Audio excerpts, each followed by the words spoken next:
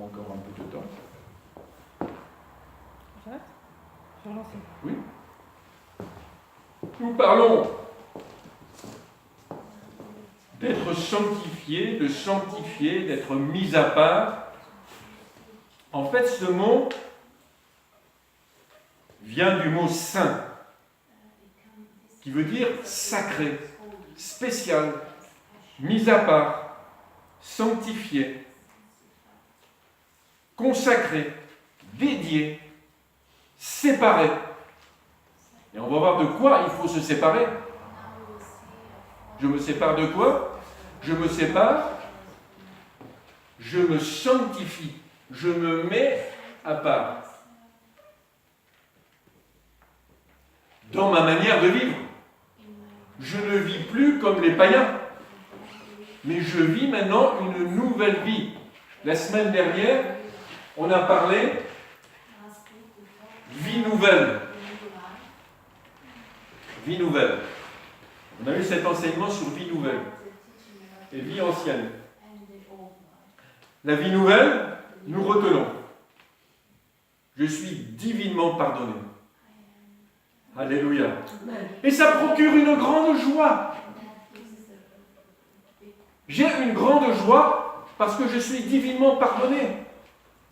Ça produit ce grand amour en moi que je ne connaissais pas. Je manquais d'amour, mais aujourd'hui j'ai l'amour de Dieu qui s'est manifesté dans ma vie parce que je suis divinement pardonné. Et j'ai une vie nouvelle. Je sais que quelqu'un m'aime. Et ce quelqu'un, c'est Jésus-Christ. Et si nous sommes donc les uns et les autres divinement pardonnés, nous sommes nous aussi à l'image de notre Seigneur Jésus-Christ. Du moins, si nous nous sanctifions. Vous voyez? Et si je suis aussi à l'image du Seigneur Jésus-Christ, ça veut dire que j'aime aussi mon prochain. Tu aimeras ton prochain comme toi-même. Vous voyez, tout se tient dans l'Évangile. Alors ici, nous avons Matthieu 6, versets 8 à 10, qui dit « Ne leur ressemblez pas, car votre Père sait de quoi vous avez besoin avant que vous le lui demandiez. Voici donc comment vous devez prier. Notre Père qui es aux cieux, que ton nom soit sanctifié, que ton règne vienne, que ta volonté soit faite sur la terre comme au ciel. » C'est un énorme programme dans ces 3 versets. Mais Dieu avait dit, dans Ézéchiel chapitre 36, verset 23, pour éclairer notre compréhension du texte, « Je sanctifierai mon grand nom, qui a été profané parmi les nations, que vous avez profané au milieu d'elles. Et les nations sauront que je suis l'Éternel, dit le Seigneur. L'Éternel, quand je serai sanctifié par vous sous leurs yeux. » Vous voyez le désir de Dieu? Quand je serai sanctifié par vous sous leurs yeux, nous avons un seul Père, celui qui est dans les cieux. Quand nous prions le Père, il est le juste juge de notre vie. C'est pour ça que nous devons aussi nous conduire avec crainte devant Dieu le Père pendant notre passage terrestre. Nous avons reçu un esprit d'adoption qui dit « Abba, Père, Père ». Que ton nom soit sanctifié, car nous sommes ta création, rachetés par le sang de l'agneau immolé pour nos péchés. tu habites dans les cieux, notre Père qui est aux cieux, et il habite dans la sainteté. Ce n'est pas le monde où nous vivons ici. Nous ne sommes pas chez nous, nous ne sommes plus chez nous. Nous sommes divinement pardonnés, mais nous ne sommes pas encore à la maison. Notre maison n'est pas ici. Notre maison est au ciel. Nous sommes divinement pardonnés. Voilà pourquoi, quand nous disons que ton nom soit sanctifié, nous sommes reconnaissants du rachat de notre vie par l'agneau de Dieu immolé, Jésus-Christ, qui a versé son sang pour nous, lavé de nos péchés. Tu t'es penché sur l'homme. Alors quand je dis tu t'es penché, Dieu se penche sur ta vie. Amen. Amen. C'est-à-dire, si nous étudions, par exemple, le mot grâce, la grâce de Dieu, vous avez le livret qui est là d'ailleurs, ça veut dire que Dieu, il se penche sur toi. Il commence à te regarder, à se pencher vers toi. Il est dans toute la sainteté, il est dans le ciel, mais il se penche, il considère ton cas. Il te cherche. Dieu te cherche. Voilà pourquoi nous, les uns et les autres, nous sommes touchés. Si nous sommes ici, c'est parce que nous sommes des cas sur lesquels Dieu s'est penché. Amen. Donc ça veut dire, Dieu ne peut pas se pencher sur quelqu'un s'il ne le connaît pas. Il te connaît parfaitement. Je dirais qu'il te connaît mieux que toi tu te connais. Et c'est pour ça que le Saint-Esprit nous convainc de pécher. Parce que l'homme païen qui est dehors, il n'a pas conscience de ses péchés. Il ne se connaît pas, en fait. Il ne se connaît pas du tout. Il faut que la grâce de Dieu, que Dieu se penche sur lui pour qu'il commence à prendre conscience. Vous savez que le mot sorcier, c'est pharmakos, pharmacien. C'est-à-dire qu'il fait une drogue pour guérir le malade. Pharmakos, qui a donné le mot pharmacien. Donc, en fait, ce que Dieu fait, il nous fait reprendre conscience. Alors que le diable, lui, nous met dans l'illusion. Dans une illusion. La vie devient une illusion. C'est comme quelqu'un qui est ivre,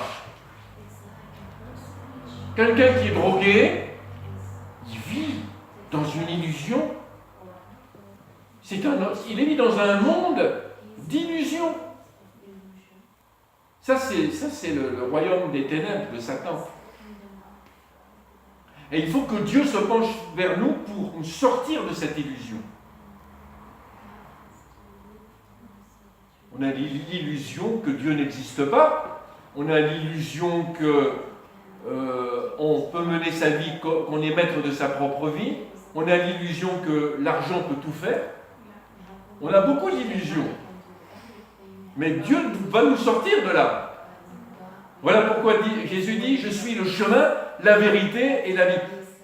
Écoute, peut-être tu dois te poser la question, mais on ne vit pas dans la vérité. Ce que nous voyons n'est pas la vérité.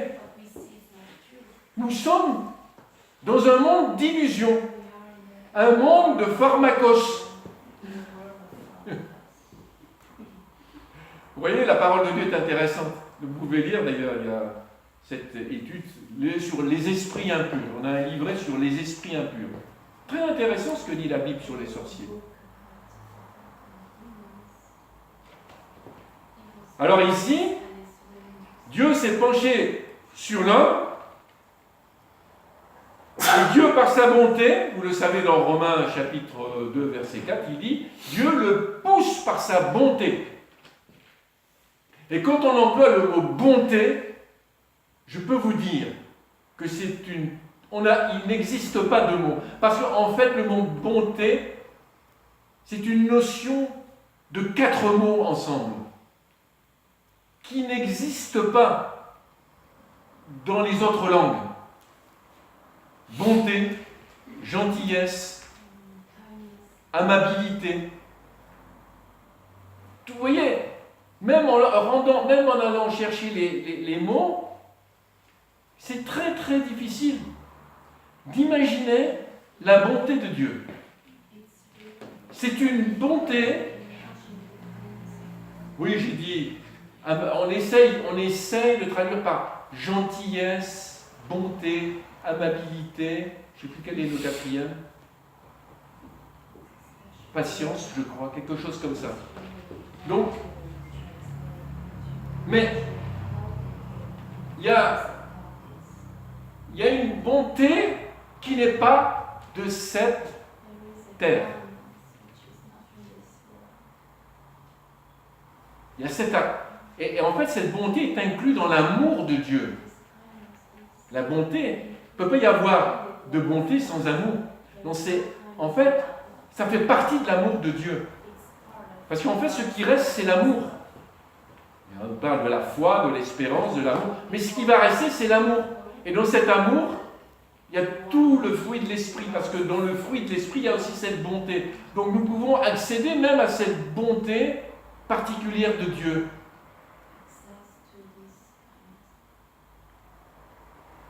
C'est ce qui se passe quand on découvre Jésus-Christ. On découvre la bonté de Dieu, l'amour de Dieu.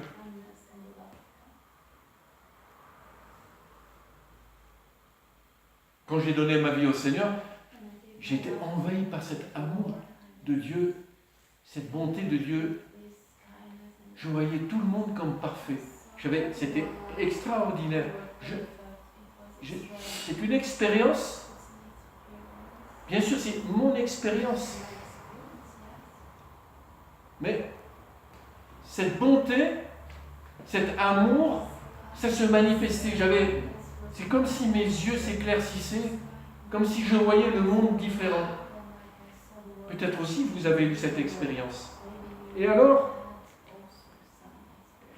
elle nous pousse à nous repentir. C'est là le point. Elle nous pousse à nous repentir. Afin que nous donnions notre vie au Seigneur, nous nous repentions de nos péchés, et afin de recevoir la nouvelle vie en Jésus-Christ qui va glorifier le nom du Père. Que ton nom soit sanctifié. Je serai sanctifié par vous sous les yeux des païens. Ézéchiel 36, 23. Ils rendront gloire à Dieu par votre comportement, votre vie. Sanctifié. Vous voyez? Quand on dit la prière du Notre Père, donc notre vie doit rendre gloire, notre nouvelle vie en Jésus-Christ doit rendre gloire à Dieu. C'est ça le pas dans cette explication du mot sanctifié. Matthieu chapitre 23 nous apprend autre chose. Si quelqu'un dit, vous encore, jure par l'autel, ce n'est rien. Mais si quelqu'un jure par l'offrande qui est sur l'autel, il est engagé. Matthieu 23, 18 à 21. Aveugle, dit Jésus, lequel est le plus grand? L'offrande ou l'autel qui sanctifie l'offrande? Celui qui jure par l'autel et par tout ce qui est dessus. Celui qui jure par le temple et par celui qui l'habite. Et celui qui jure par le ciel, jure par le trône de Dieu et par celui qui est assis. Et Exode 30, qu'est-ce qu'il nous apprend? Au verset 28 à 30. L'autel des holocaustes et tous ses ustensiles, la cuve avec sa base, tu sanctifieras ces choses et elles seront très saintes. Tout ce qui les touchera sera sanctifié. Tu oindras Aaron et ses fils et tu les sanctifieras pour qu'ils soient à mon service dans le sacerdoce. Ça, c'est l'Ancien Testament où tout doit être sanctifié pour servir Dieu. tous les ustensiles, l'autel, tout doit être sanctifié, jusqu'au sacrificateur aussi doit être sanctifié. Et tu oindras Aaron et ses fils, et tu les sanctifieras. Tu les mettras à part. Ils ne sont pas comme les autres. Ils vont servir Dieu. Ma sœur, mon frère, tu n'es pas comme les autres. Amen. Tu n'es pas comme les païens de ce monde, mais tu es destiné à être mis à part, Amen. à servir Dieu. C'est ça. Tu es sanctifié. Sanctifié par le sang de l'agneau. Sanctifié. Ici, nous voyons pas. Ici, tu oindras Aaron et ses fils. Donc, il y a le sang. Les holocaustes, ça parle du sang. Et ça parle aussi de l'esprit. L'huile d'onction. Mis à part pour servir Dieu. Mis à part, mis hors du péché. Ta vie maintenant est mise hors du péché. Pour maintenant un but particulier. Pendant la loi de Moïse, l'autel était purifié par le sacrifice d'un taureau pour l'expiation du péché. Cela se pratiquait chaque jour, sur une durée de 7 jours. L'autel était ainsi sanctifié et tout ce qui touchait l'autel était aussi sanctifié. Donc ça rejoint la parole de notre Seigneur Jésus-Christ. On y offrait ensuite sans cesse un agneau le matin et un agneau entre les 2 soirs. L'autel était donc mis à part d'abord pour les propres péchés du souverain sacrificateur, ensuite pour ceux du peuple. Aujourd'hui, Jésus, l'agneau de Dieu qui ôte le péché du monde, a accompli une fois pour toutes notre rachat par son sang précieux. Il n'y a plus besoin de sacrifice, ni de taureau, ni d'agneau. Jésus, une fois pour toutes, l'agneau de Dieu est venu dans ce monde pour ôter notre péché, afin de nous sanctifier, de nous mettre à part. Il nous a justifiés, puis il nous a mis à part, nous lui appartenons. Il nous justifie, et il nous prend et il nous met à part pour le servir. Ta vie est une vie spéciale. C'est ça que ça veut dire. Spéciale. Tu n'es, à partir du moment où tu appartiens au Seigneur, tu es sanctifié, mis à part, tu es une personne spéciale pour Dieu. Parce que Dieu voit en toi le sacrifice de son Fils et il voit ta justification, il te voit sainte. Jean 10, versets 35 à 37. Si elle a appelé Dieu ceux à qui la parole de Dieu a été adressée, et si l'Écriture ne peut être anéantie, celui que le Père a sanctifié et envoyé dans le monde, vous lui dites, tu blasphèmes, et cela parce que j'ai dit, je suis le Fils de Dieu. Si je ne fais pas les œuvres de mon Père, ne me croyez pas. Donc voilà le Sanhédrin, les sacrificateurs, les pharisiens, les scribes, s'opposent à Jésus et le traitent de blasphémateur. Ils n'ont aucune perception de ce que Dieu le Père a fait en son Fils. Celui-ci est mon Fils bien-aimé en qui j'ai mis toute mon affection. Écoutez-le. Et voilà ces pharisiens dont Jean-Baptiste a dit « Race de vipères, qui vous a pris à fuir la colère à venir ?» Il venait prendre le baptême de Jean-Baptiste et il n'avait pas entendu les déclarations de Jean-Baptiste. Au moment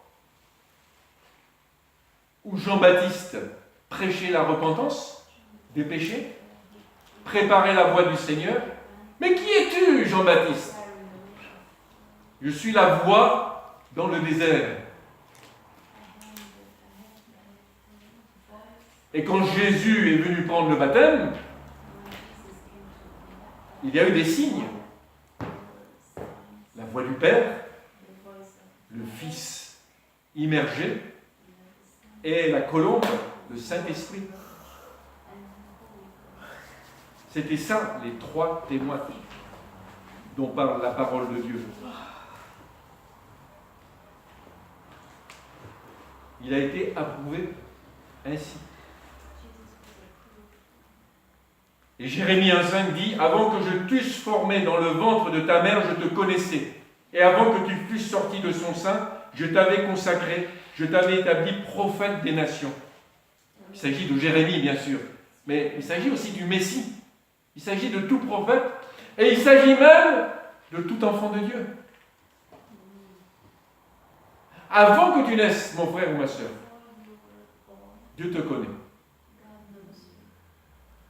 Et c'est pour cela qu'il a préparé un plan. Le plan de rédemption est toujours là. Ceux qui ne sont pas encore nés sont aussi appelés dans ce plan de rédemption. Dieu a envoyé son Fils parmi nous, non pas pour nous juger, mais pour nous sauver. L'homme religieux juge. Le Sanhédrin juge. Tu blasphèmes! Il voulait dire par là qu'il ne faisait pas la volonté de Dieu, qu'il n'avait pas la bonne doctrine, le bon enseignement. Jésus n'avait pas le bon enseignement, c'est ça. Tu blasphèmes. Et tout cela parce que je dis je suis le Fils de Dieu. C'est Jésus-Christ qui a retenu toute l'affection du Père. Il l'a mis à part avant sa naissance. Il l'a marqué de son sceau. Et l'Esprit de Dieu repose sur lui sans limitation. L'Esprit de Dieu repose sur lui sans limitation. Amen. Pierre a cru qu'il est le Saint de Dieu, le Christ. Le Sanhédrin, les scribes et les pharisiens ne le croyaient pas, mais ils ne pouvaient pas anéantir les prophéties qui s'accomplissaient. Aucun système religieux, aucune dénomination, aucun système athée, aucun système philosophique ne peut ni ne pourra anéantir ce que Dieu a décidé d'accomplir par sa parole. Amen. Amen. Les systèmes religieux en place ont cherché à détruire à la réforme la Bible. Ceux qui imprimaient la Bible dans la langue maternelle, et en l'occurrence l'allemand, du temps de Martin Luther, étaient passibles d'être envoyés au bûcher. Et combien sont partis au bûcher? Ils étaient considérés comme des hérétiques parce qu'ils avaient une Bible à la maison. Et tout cela à cause d'un système religieux établi et tellement éloigné de la parole de Dieu, dont les pratiques étaient même contraires à la parole de Dieu. Et c'est ce qui s'est passé aussi du temps de Jésus.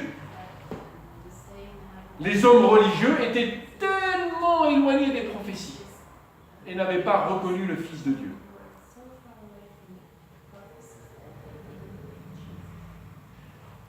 Jean 17, 18 et 19 nous dit « Comme tu m'as envoyé dans le monde, je les ai aussi envoyés dans le monde. Et je me sanctifie moi-même pour eux, afin qu'eux aussi soient sanctifiés par la vérité. » C'est un verset que nous connaissons bien. 1 Corinthiens 1, 2 nous dit aussi « L'Église de Dieu qui est à Corinthe, à ceux qui ont été sanctifiés en Jésus-Christ, appelés à être saints, et à tous ceux qui invoquent en quelque lieu que ce soit le nom de notre Seigneur Jésus-Christ. Le Seigneur est le nôtre. En quelque lieu que ce soit. Vous voyez, il y avait beaucoup d'églises locales. D'ailleurs, église, on disait église avec un grand E. L'église de Macédoine, l'église de Corinthe, c'était une église avec un grand E, c'est-à-dire c'est une partie du corps de Christ qui est visible. Là. L'Église est le corps de Christ, par la parole de Dieu, sanctifié par la parole de Dieu. Le corps de Christ ne réside pas dans le péché. Le corps de Christ a une complète liberté. Il est complètement libéré, le corps de Christ. Et c'est ce que dit Paul ici. Sanctifié en Jésus-Christ. Saint, pur, irréprochable. Elle professe la vérité, cette Église, dans l'amour de Dieu. Elle reste soumise dans la sanctification, à la tête, dans la sanctification, à la tête. Elle est soumise à la tête, qui est le Seigneur Jésus-Christ. Elle est fiancée à ce seul époux. Elle est pure. Elle est irrépréhensible, sainte, et doit se présenter devant l'agneau de Dieu sans tache et sans défaut. Donc l'œuvre de sanctification s'accomplit dans l'Église quand la repentance et le pardon des péchés sont prêchés. C'est pas moi qui le dis, hein. Vous connaissez Luc chapitre 24 à la fin. Jésus dit, allez prêcher, c'est la grande commission. Vous savez que la grande commission, c'est pas seulement Matthieu 28, allez de par toutes les nations, faites des disciples, etc. Non, il y a les 4 évangiles. Et dans les 4, on retrouve la grande commission. Donc, ici, le pardon et la repentance, le pardon des péchés, sont prêchés à la lumière, Exode 20, etc., etc. C'est-à-dire que l'Église doit prêcher pour que les péchés soient abandonnés. C'est-à-dire que l'Église soit mise à part. Cette Église doit être sanctifiée, mise à part. On n'échappe pas à la règle.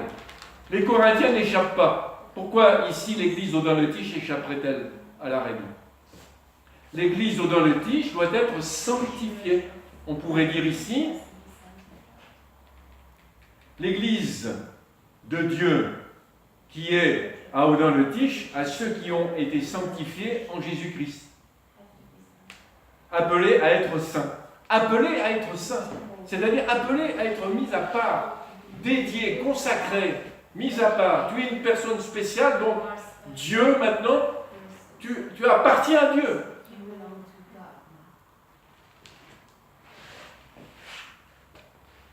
Ceux qui n'ont pas délaissé donc les péchés n'ont aucune part dans le royaume de Dieu. C'est une évidence. Il est donc important de ne pas se mettre sous le joug d'une congrégation, d'une église qui banalise le péché, qui banalise les péchés. C'est très important ce que je dis. C'est pas moi qui le dis. Vous voyez que dans 1 Corinthiens 1:2, il était important de s'adresser à ceux qui ont été sanctifiés en Jésus-Christ, mis à part, à tous ceux qui invoquent en quelque lieu, appelés à être saints, et tous ceux qui invoquent en quelque lieu, que ce soit le nom de notre Seigneur Jésus-Christ. L'Église, elle est sanctifiée, pourquoi? Pour être le corps de Christ. Christ est la tête, elle est soumise à la tête. Une Église ne peut pas s'appeler Église si elle n'est pas sanctifiée.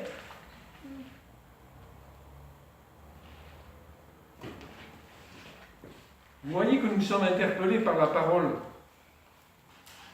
Quand on commence à lire la parole, on va comprendre certaines choses.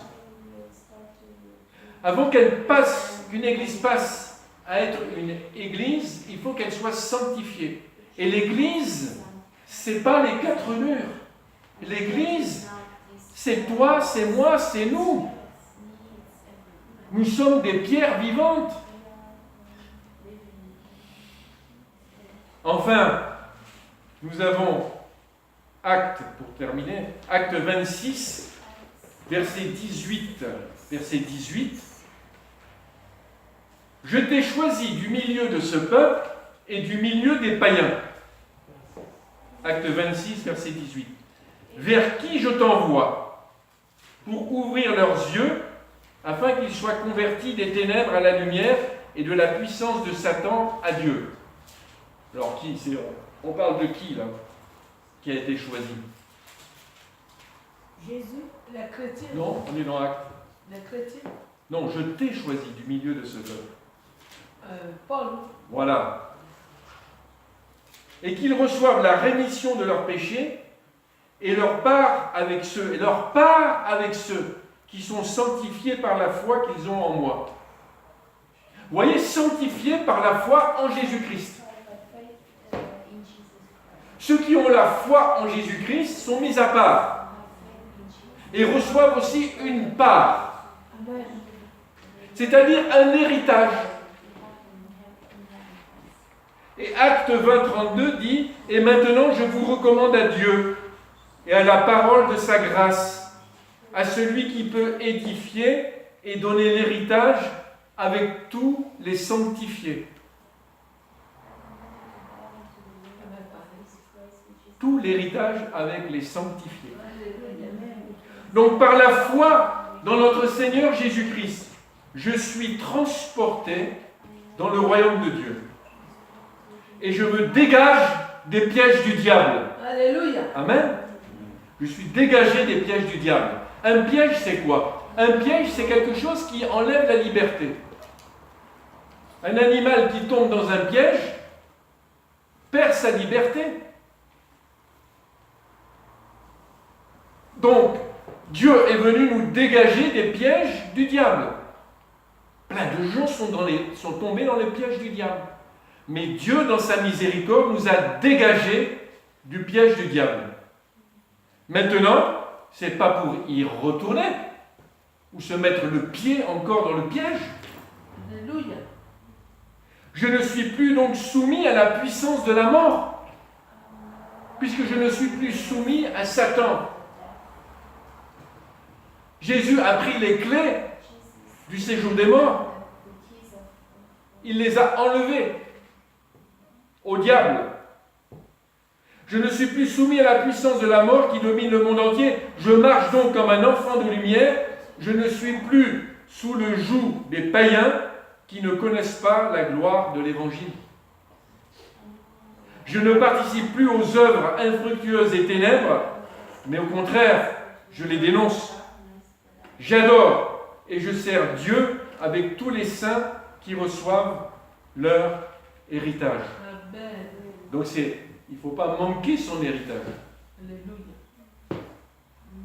Gloire à toi, Seigneur. Cherchez d'abord le royaume de Dieu et sa justice, et toutes choses vous seront données en plus. Et en fait, il y a ce dont nous bénéficions déjà ici, de la part de Dieu, mais sachons que nous ne devons pas gaspiller notre héritage qui est auprès du Père. Et cet héritage